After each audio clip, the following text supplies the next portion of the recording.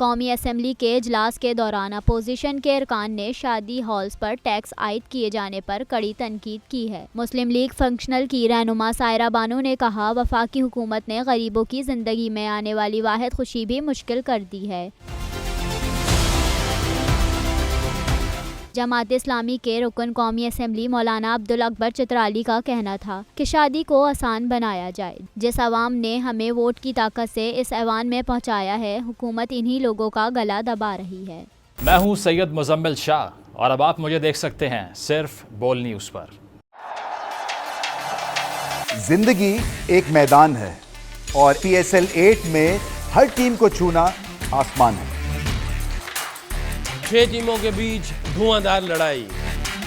ये शोर ना लड़ाई का है ना डर का, ये शोर है जीत का, ये शोर है जुनून का। खेल का जुनून रोजाना रात 11 बजे सिर्फ बोल न्यूज़ पर।